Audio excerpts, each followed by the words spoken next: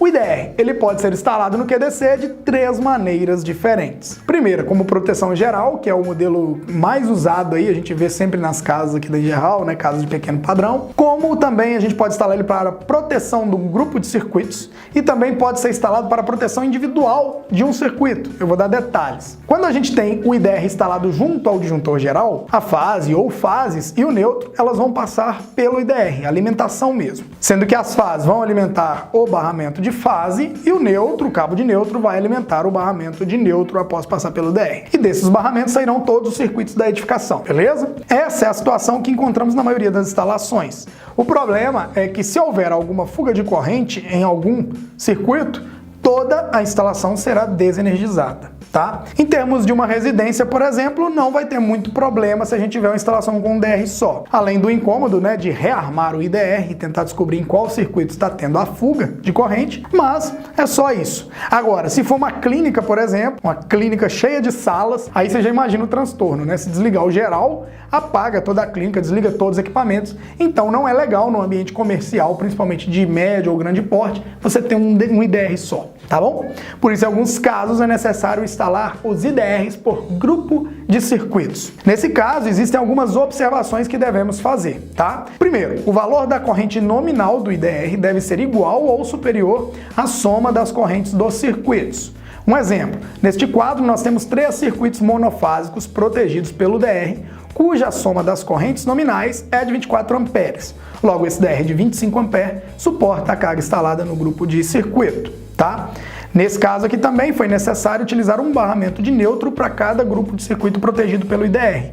Afinal, a corrente que passará por esse DR deve retornar a um barramento exclusivo desse DR. Se voltar no neutro geral, por exemplo, no neutro principal, ele vai atuar, tá? Nesse caso, o neutro da rede, ele alimenta o barramento de neutro principal. Desse barramento nós saímos com outro cabo de neutro que alimentamos o IDR e dali do IDR saímos com outro cabo de neutro que alimenta o novo barramento de neutro, que agora é exclusivo para os neutros daqueles circuitos que eu estou protegendo no grupo. Tá? Em caso de alguma fuga de corrente, apenas o grupo de circuitos onde aconteceu a fuga vai desarmar. Então, que nem aqui vocês conseguem ver. Ele vai manter toda a instalação funcionando, porém, os grupos de circuito que tem no nosso DR, ele vai atuar. O resto continua em funcionamento.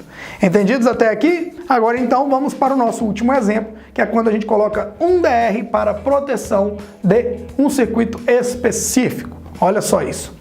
Nesse caso, nós optamos agora por proteger apenas 2 circuitos distintos. Colocamos um IDR apenas no circuito do chuveiro, que é bipolar, então vamos sair com as 2 fases do disjuntor bipolar de 25 amperes, que é para o chuveiro, 220 volts bifásico, e alimentar o nosso DR. Após ele, nós seguimos com os cabos para alimentar o nosso chuveiro. Só isso, nada mais, tá? E colocamos também outro IDR para simular aqui, que é um IDR de 25 amperes também bipolar, que vai proteger o circuito monofásico da nossa cozinha. Nós pegamos a fase que sai do disjuntor de 25 amperes da cozinha, o neutro que vem do barramento, alimentamos o nosso DR e saímos com fase e neutro deste DR para ligar as tomadas da cozinha. E é simples assim também. Se houver uma fuga de corrente no circuito do chuveiro, somente o circuito do chuveiro será desligado pelo DR, o resto continua funcionando. Se houver uma fuga de corrente nas tomadas da cozinha, apenas o circuito de tomadas da cozinha será desligado pelo DR. Novamente, o restante da instalação permanece funcionando. Agora, para fechar com 10, vem a minha opinião de engenheiro eletricista e também de projetista. Em instalações menores, como residenciais de pequeno porte, eu opto colocar sempre um IDR como geral. Em alguns casos, eu opto também passar a iluminação dentro do DR ou não. Vai depender do projeto. Se eu deixo o circuito de iluminação ou os circuitos de iluminação fora do DR, está dentro da norma, porque a iluminação acima de 2,20 metros, eu acho, não precisa passar pelo DR. E quando houver uma fuga, a casa não fica no escuro. A iluminação continua funcionando, as tomadas desligam. Tirando o fato também que usar um DR apenas como geral diminui o custo da instalação para o cliente, é bem mais barato, né? Já instalações de médio e grande porte, que tenham mais de um pavimento, principalmente, ou áreas construídas maiores, né, mais longas, e até mesmo instalações comerciais, eu já gosto de dividir a proteção do DR por grupo de circuitos e até mesmo por circuito.